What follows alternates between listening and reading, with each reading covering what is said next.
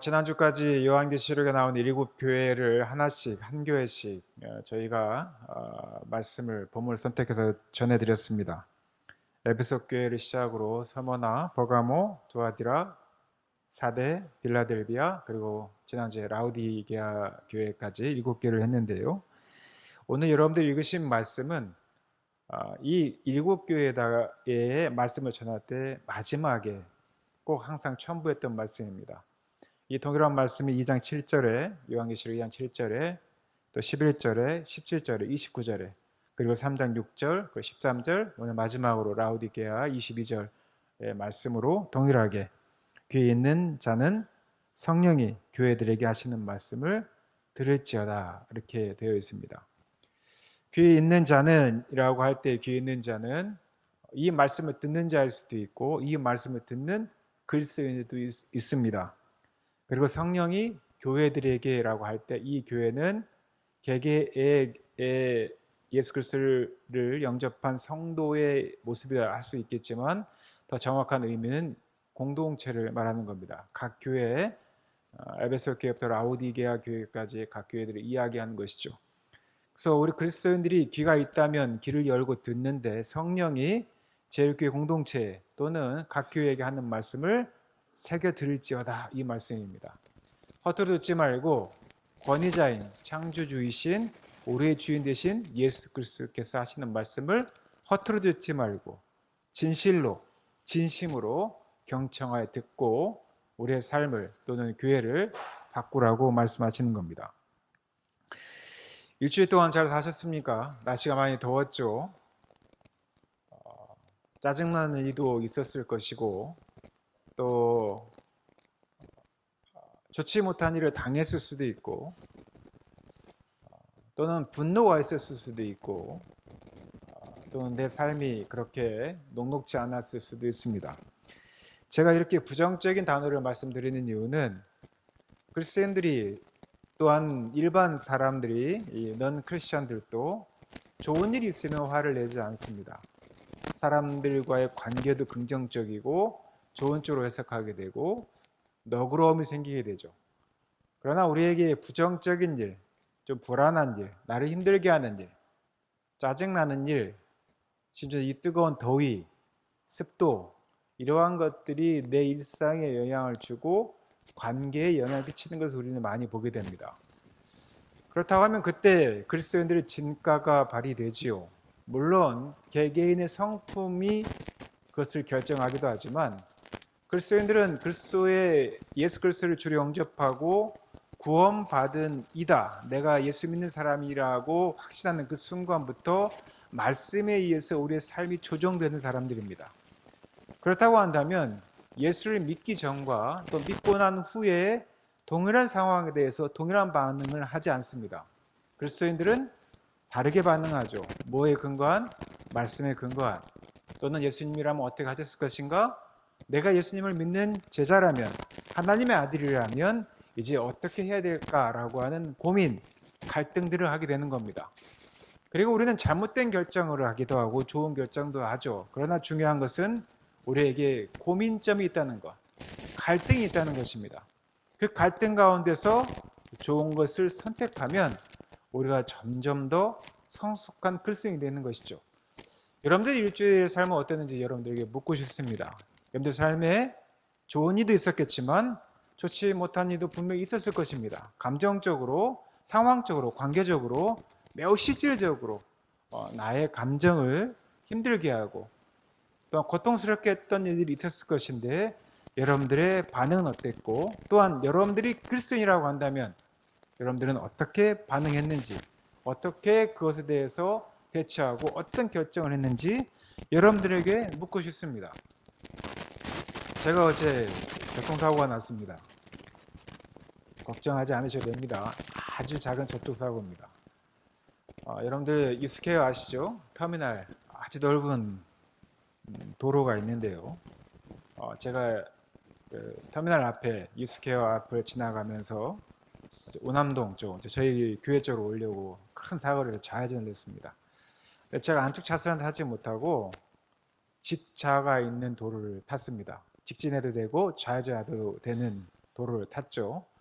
그러면 그 도로는 제가 직진을 해도 되고 좌회전을 해도 상관없습니다. 그러니까 제가 법을 어긴 게 아니죠. 그러나 제 안쪽 도로, 그러니까 3차선입니다. 3차선 도로는 직진을 못하게 되어 있습니다. 거기는 좌회전만 하게 되어 있어요. 그래서 제가 아마 이 사람이 제가 직진을 할 거라고 생각을 한 것 같아요. 제가 깜빡이를 켜고 좌회전을 했는데 갑자기 옆에 차가 보이는 겁니다. 저는 좌회전 핸들을 틀었는데 그러더니 쿵 소리가 나는 거예요. 차도 외제차입니다. 볼보였습니다. 하얀색. 제 운전석 바로 옆에 문을 살짝 쿵 받은 거예요. 저는 운전석이니까 소리가 크게 들렸겠죠. 쿵 하길래 이 교차로니까 제가 차를 좀 앞으로 쭉 뺐어요. 근데 뒷차도 멈추더라고요.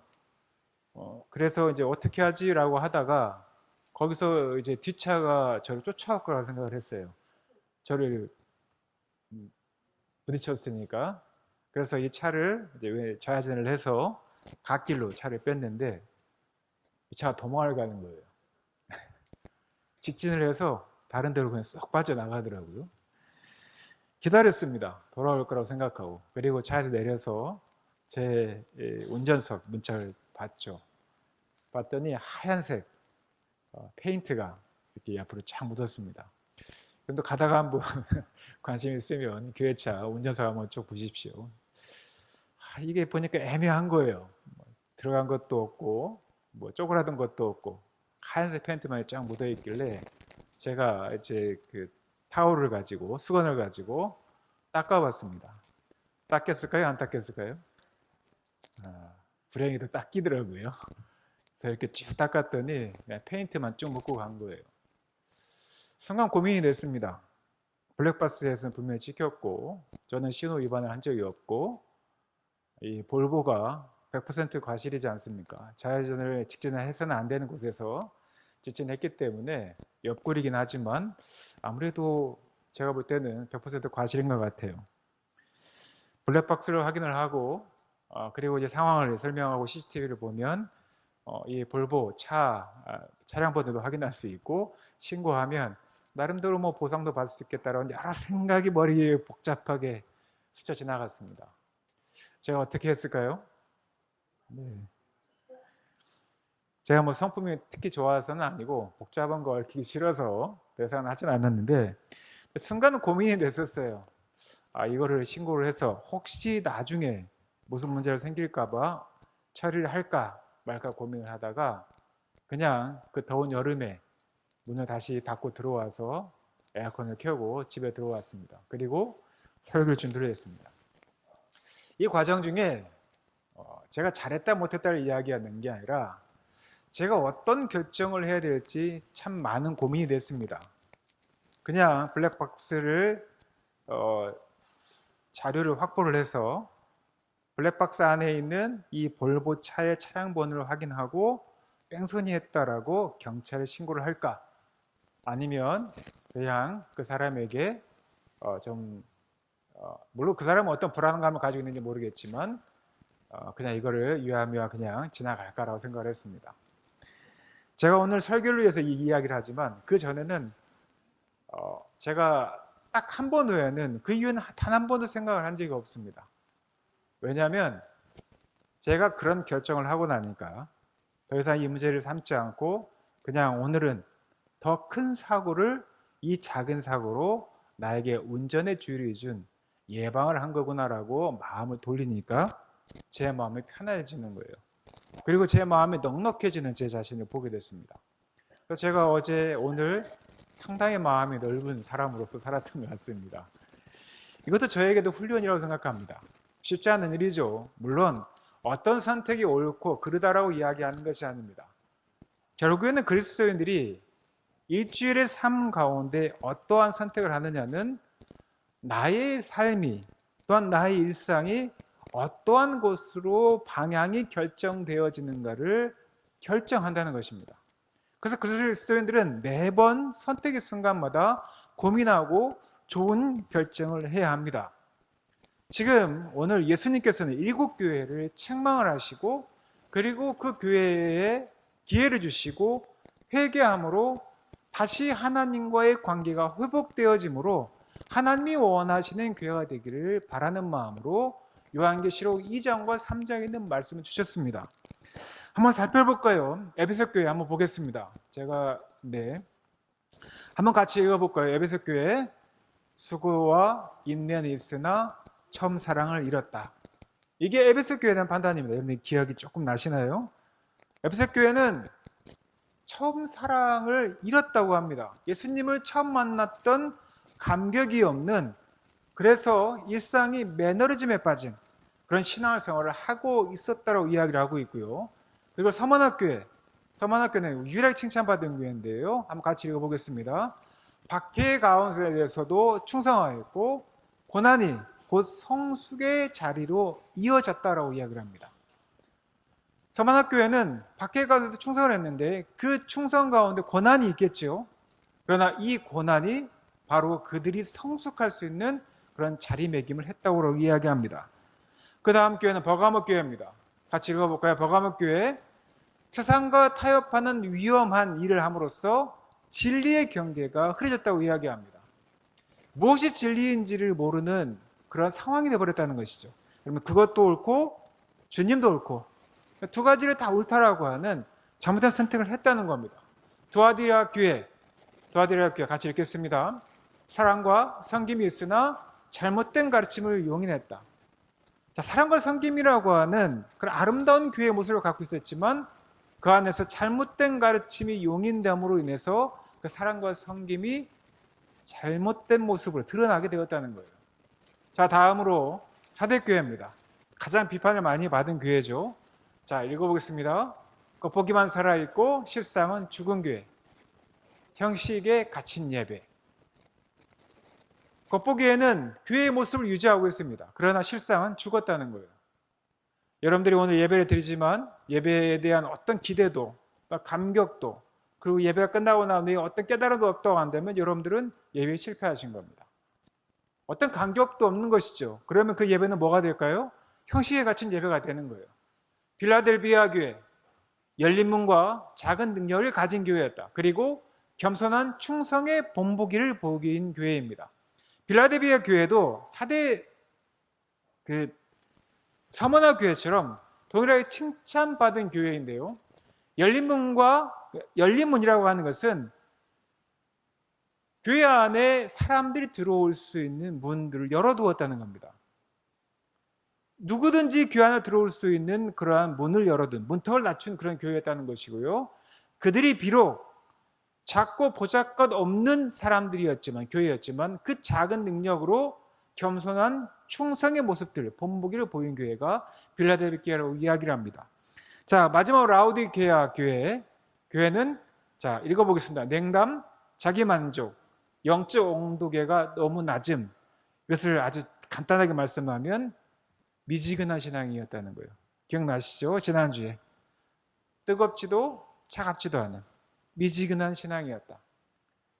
내가 신앙생활을 하는데 그냥 주일날마다 썬데이 크리스천처럼 교회 왔다 갔다 하고 내가 예수 그리스도를 믿는 그리스도라는 타이틀을 가지고 있는데 그냥 어떤 고민도 없이 그냥 그리스도인이라는 타이틀만 가지고 살아가는 이들, 미적지근한 그런 삶들을 살아가는 교회예요. 그런 교회가 라오디게아 교회였다는 겁니다.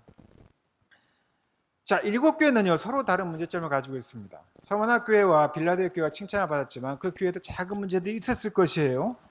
그러나 서로 다른 문제를 안고 있었지만 단 한 가지 외침이 있었습니다. 단 한 가지 모두 공통적으로 동일하게 적용되어지는 것이 있었습니다. 그것이 뭐냐면 회개하고 너가 누구인지 너 자신을 직시하라는 겁니다. 내 모습을 다시 한번 돌아보라는 거예요.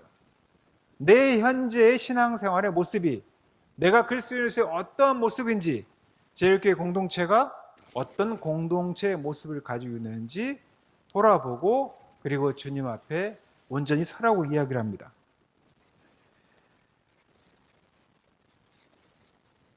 (2025년) 2020년대에 들어와서 한국교회가 위기라고 이야기를 합니다.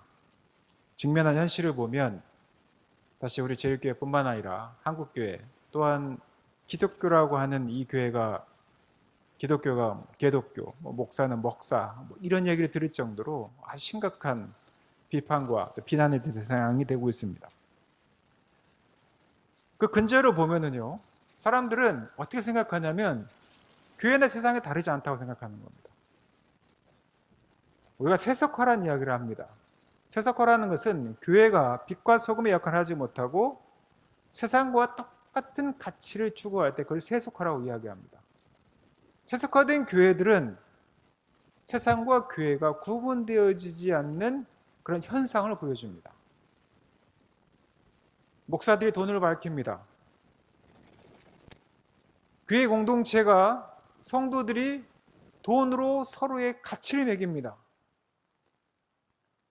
헌금을 많이 내는 성도는 존대를 받지만 헌금을 내지 못하거나 또는 힘들고 어렵고 아무것도 못하는 성도들은 교회 안에서 존재감이 없습니다. 어느 부목사님이 이런 이야기를 하더라고요. 청년부 사역을 했는데요. 청년부 사역을 하면 돈이 많이 들지 않습니까? 그래서 이제 당회, 그러니까 재정 장로님한테 재정 청구를 했답니다. 우리가 청년의 사역을 위해서 이러이러한 돈이 필요한데 당회에서 재정 장로님이 결정해 주셔서 당회에 지출했으면 좋겠습니다 라고 얘기를 하는데 이제 그 장로님이 안 된다고 거절을 하신 거예요. 그래서 왜 그러냐고 했더니 그 이유, 첫 번째 이유가 물론 그 부목사님 말씀이 본인에게서 들었던 기준에서 한 이야기니까요. 그 부목사님 했던 이야기가 그렇게 청년들한테는 투자 가치가 없다는 거예요. 투자 가치가 없다는 말은 청년들 헌금을 많이 하지 않는다는 거죠. 실제로 그렇기도 합니다. 실제로 대형교회뿐만 아니라 많은 교회들이 갖고 있는 딜레마이기도 해요. 우리 60대, 70대 성도들이 하는 이런 헌금에 대한 자세와 그 MZ세대가 갖고 있는 헌금 자세가 많이 다릅니다. 이거는 한국교회가 가지고 있는 숙제이기도 한데 이건 헌금의 문제를 떠나세요. 이건 헌금을 하고 안 하고의 문제가 아닙니다. 문제는 그 장로님이 청년들을 어떻게 바라보고 있냐는 거예요.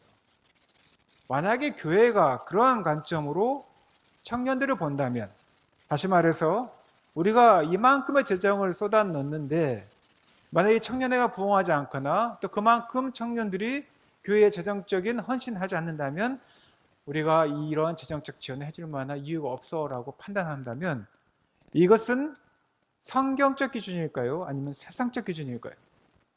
이것은 세상적 기준입니다. 이게 바로 세속화입니다. 교회는 그런 방식으로 하는 게 아니죠. 교회는 그렇게 운영되지 않습니다. 물론 실질적으로는 그러한 것을 통해서 그러한 것들이 우리 현실적인 문제는 될 수 있습니다만 그러나 그것은 우리의 판단이 아니라는 것이죠. 이게 바로 세속화입니다. 그리고 또 무엇보다도 개인주의적 성향들이 많이 강해졌죠. 우리가 누군가의 삶을 쉽게 터치하지 못합니다. 종교가 선택지가 됐고요. 그리고 교회는 마치 소비의 대상처럼 되어버렸습니다. 교회가 진리를 담아 있는 교회가 아니라 진실성 있는 그런 교회의 모습이 아니라 그냥 소비의 대상입니다. 내가 사업을 위해서 가끔 위로를 얻기 위해서 그냥 소비하고 버려지는 그런 교회의 대상이 되지 않았는지 이것이 바로 2025년 한국교회의 모습일 수도 있습니다. 또 무엇보다도 지금 이 시대에 아주 심각한 문제가 있죠. 세대 간의 단절입니다. 장년 세대와 노년 세대 그리고 MZ세대와 청소년 세대들이 단절이 되어 있습니다. MZ세대 내일 저희가 오무 교회가 온다라고 하는 내용을 가지고 저희 교회에서 세미나를 합니다.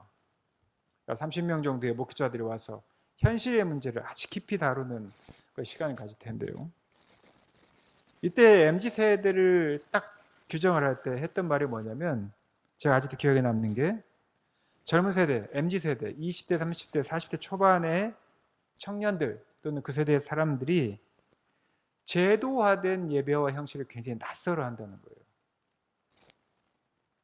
그런데 여전히 우리 교회도 마찬가지고 많은 교회들은 제도화된 예배, 예전을 추구를 하죠. 그래서 저도 좀 고민이 많이 되고 있습니다. 어떻게 바꿔야 될지 그들과 소통하기 위해서. 근데 이게 갖고 있는 문제가 뭐냐면 세대 간의 단절이 생긴다는 거예요. 우리가 이해하지 못하고 그들도 우리를 이해하지 못하는 그런 문제들이 생긴다는 거죠.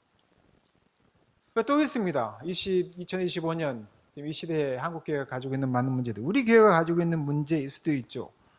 많은 성도들이 복음을 세상적 성공의 도구로 본다는 겁니다. 기복적인 기독교가 교회의 재정이나 교회의 외형은 크게 만들어질 수 있겠지만, 그러나 그러한 형태의 축복론이 결국에는 가장 기본적인 성경적인 원리를 훼손하기 시작했다는 거예요. 성경 어디에도 예수를 잘 믿으면 물질적인 축복을 통해서 그걸로 내가 예수를 믿는다는 걸 증명하겠다라는 말씀이 없습니다.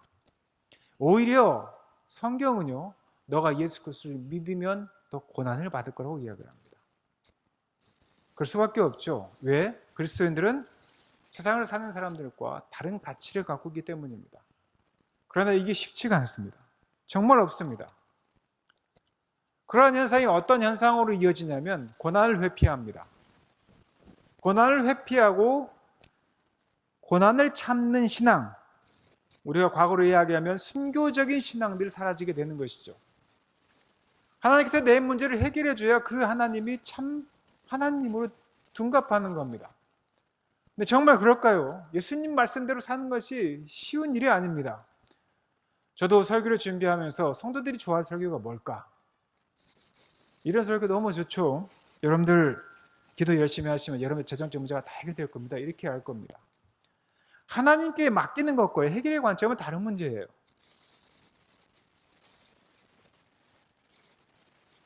우리가 고난을 참는 신앙, 또 순교적 충성의 가치가 희미해지면 우리가 원하는 결과가 이루어지지 않으면 고난에 참여하지 않습니다.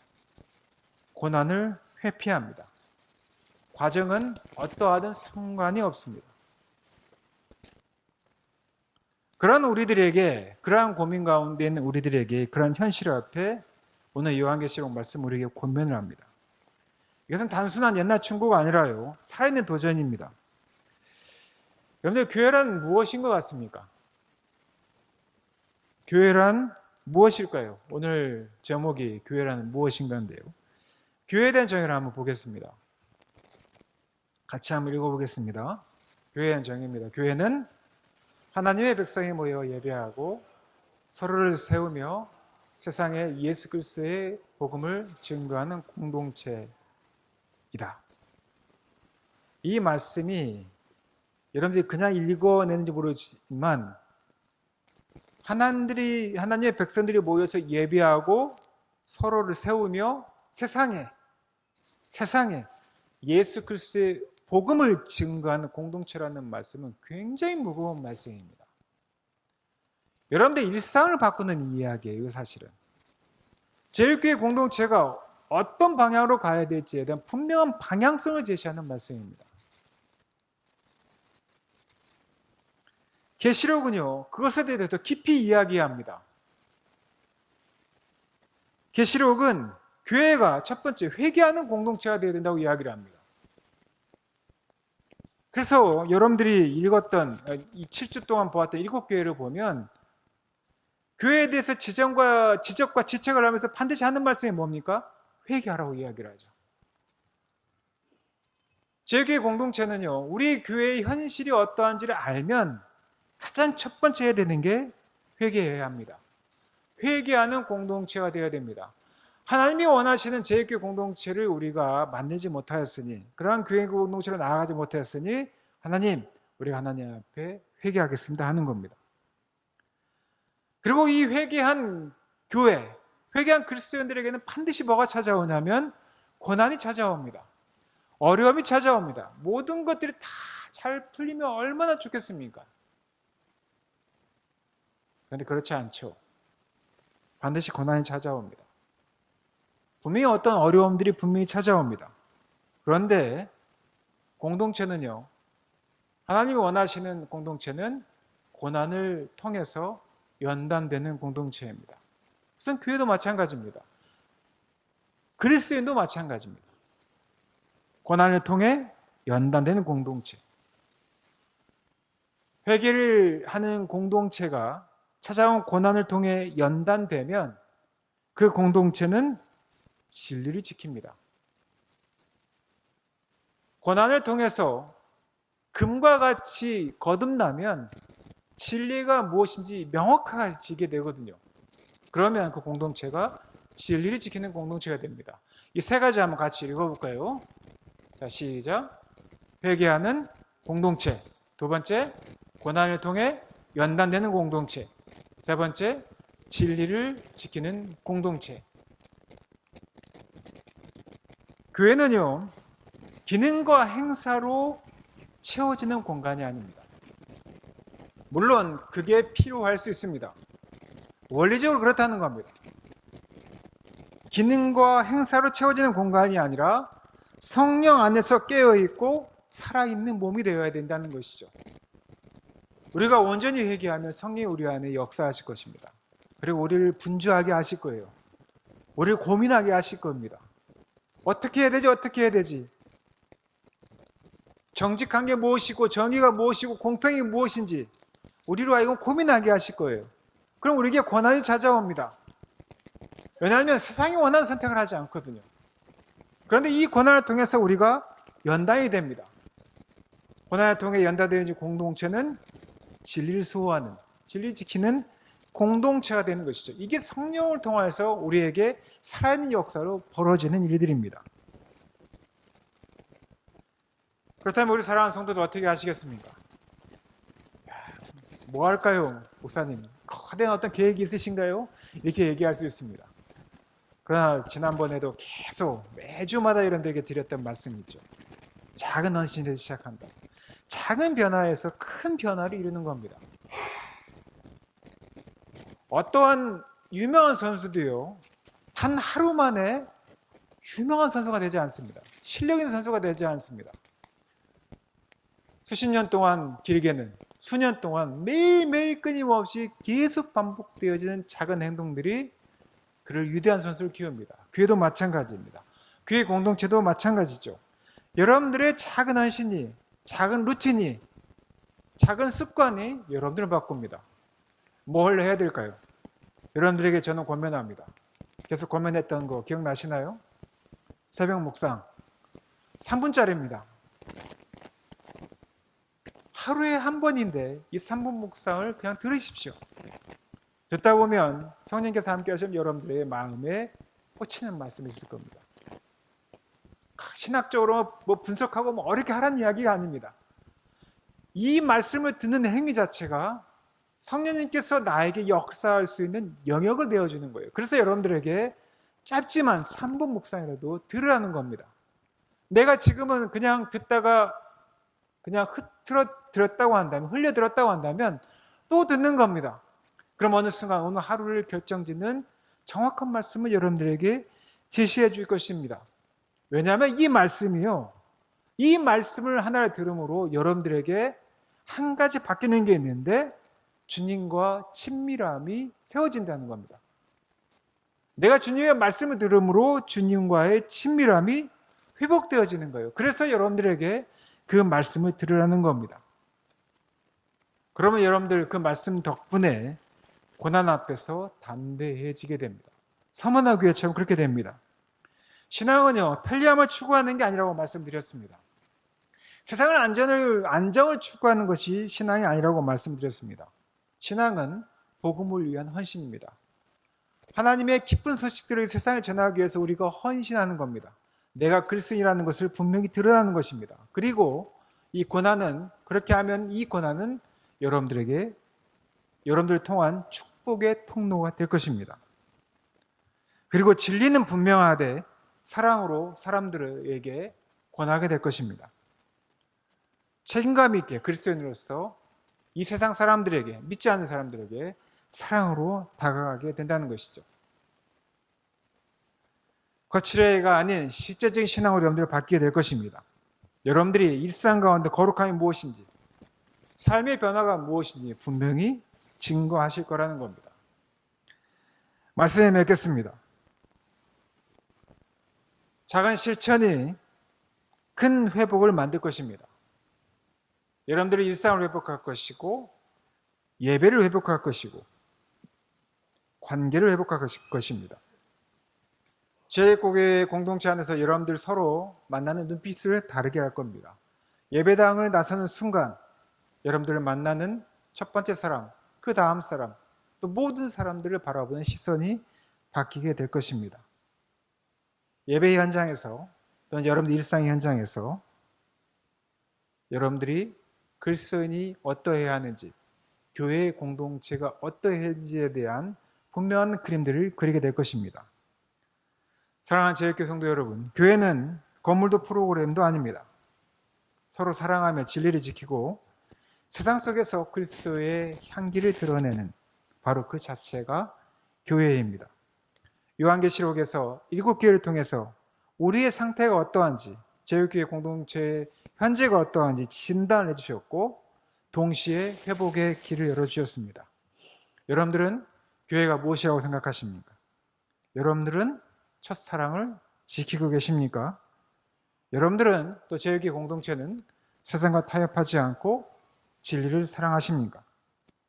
회개와 결단을 통해서 여러분들이 신앙을 회복하시고 그 결단이 모여서 교회 공동체를 이룹니다.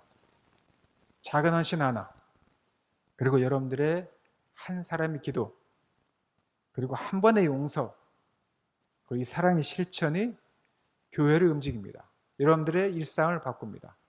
그 사실을 알고 여러분들의 교회를 세워가는 사랑하는 제일교회 성도 되시기를 예수님의 이름으로 축원하고 부탁드립니다. 함께 기도하겠습니다.